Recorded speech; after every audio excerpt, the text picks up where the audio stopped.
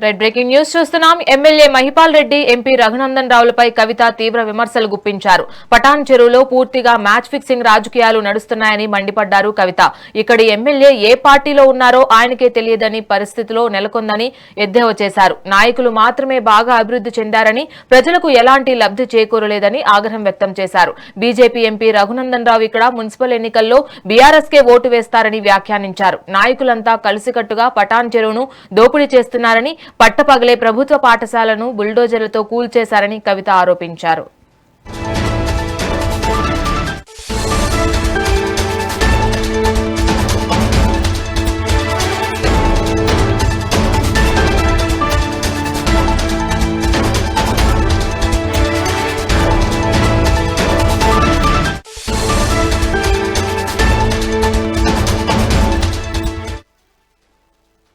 Red breaking news చూస్తున్నాం. MLA Mahipal Reddy MP Raghunandan రావులపై కవిత తీవ్ర విమర్శలు గుప్పించారు. పటాన్ చెరువులో పూర్తిగా మ్యాచ్ ఫిక్సింగ్ రాజకీయాలు నడుస్తున్నాయని మండిపడ్డారు.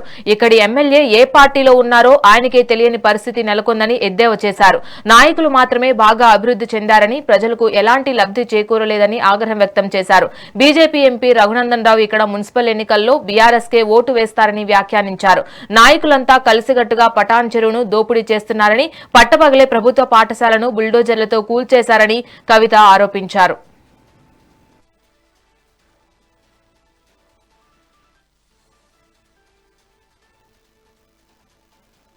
పటాన్ చెరువు అంటేనే పొల్యూషన్ అనే కాడికి వచ్చింది. ఇప్పుడు కాదు, గత 30 ఏళ్ల నుంచి కూడా పటాన్ చెరువు అంటే పొల్యూషన్ అని చెప్తారు. కానీ దానికి సంబంధించి ఎటువంటి కార్యక్రమాలు తీసుకోలేకపోయినాం. ఇక్కడ నుంచి ఇప్పుడు పరిశ్రమలు తరలిస్తున్నామని చెప్తున్నాం. కానీ ఆల్టర్నేట్ ఉద్యోగాలు ఏంటివి? మరి ఇక్కడ వచ్చి స్థిరపడినటువంటి ప్రజల పరిస్థితి ఏంటిది? ఇక్కడ భారతదేశ వ్యాప్తంగా ప్రజలు వచ్చి ఉంటారు. ఇక్కడ ఒక్క మాట చెప్తే ఇండియా మొత్తం చెప్పినట్టే అని అంటారు పటాన్ చెరువు అంటే.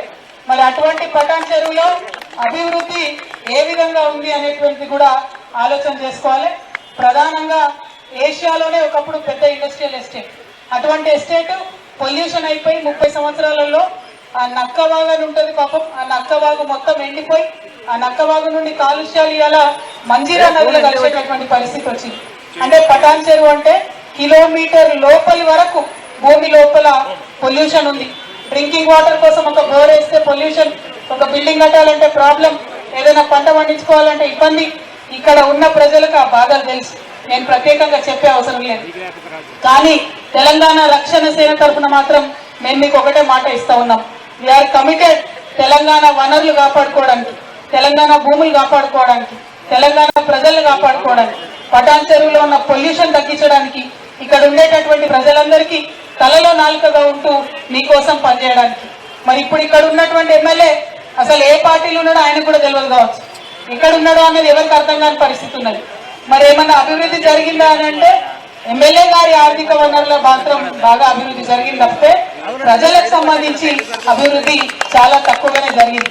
మరిగా ఎంపీ గారు ఉన్నాడు, ఆయన బీజేపీలో ఉన్నాడు. ఆయన ఈడు దాకా వచ్చి బీఆర్ఎస్ వాళ్ళ కోసం ఓటేసిపోయినట్టు మొన్న.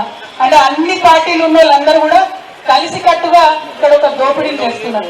నిన్నగాక మొన్న రోడ్డు మీద ప్రభుత్వ పాఠశాల ఉంటే బుల్డోజర్లు పెట్టి కబ్జాలు చేసేటోళ్ళు కూలగొట్టింది.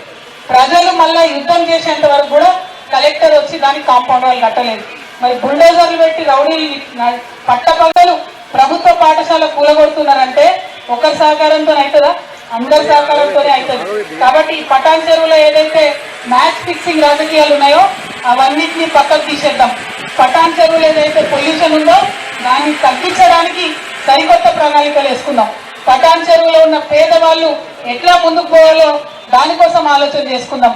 పటాన్ చెరువులో ఉన్నటువంటి యువతీ యువకులకు కొత్త ఉద్యోగాలు, మంచి ఉద్యోగాలు ఎట్లా రావాలో దానికోసం ఆలోచన చేద్దాం. పటాన్ చెరువులో ఎక్కడోడో వచ్చి ఇండస్ట్రీ పెట్టుడు కాదు, ఇక్కడున్న మన యూత్ ఇండస్ట్రీ ఎట్లా పెట్టాలో దానికోసం ఆలోచన చేద్దాం. కరప్షన్ లేని తెలంగాణ కావాలి, కరప్షన్ లేని తెలంగాణ కావాలి, మ్యాచ్ ఫిక్సింగ్ రాజకీయాలు లేని తెలంగాణ కావాలి, పొల్యూషన్ లేని తెలంగాణ కావాలి.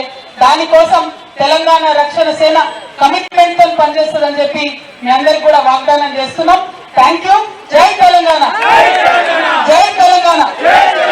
ఇవాళ ఈ జెండా పండుగ ఏర్పాట్ల కోసం ముందుండి ఇక్కడికి వచ్చి సమీక్షించినటువంటి సంగారెడ్డి జిల్లా పార్టీ ఇన్ఛార్జ్ గారు, అన్న బాలయ్య గారు, మాజీ జెడ్పీ చైర్మన్ గారు, అట్లానే సోదరులు చంద్రశేఖర్ రెడ్డి గారు, విష్ణుచారి గారు, నారాయణఖేడ్ నుండి వచ్చిన బాపు గారు, మంచెటి బాపు గారు, మెదక్ నుండి వచ్చిన బట్టి అజయ్ గారు, అట్లానే స్థానికంగా ఉన్నటువంటి నాయకులు ప్రవీణ్ గారు, ప్రతి ఒక్కరికి కూడా పేరు పేరున హృదయపూర్వకంగా ధన్యవాదాలు, అభినందనలు. జై తెలంగాణ. TRS party.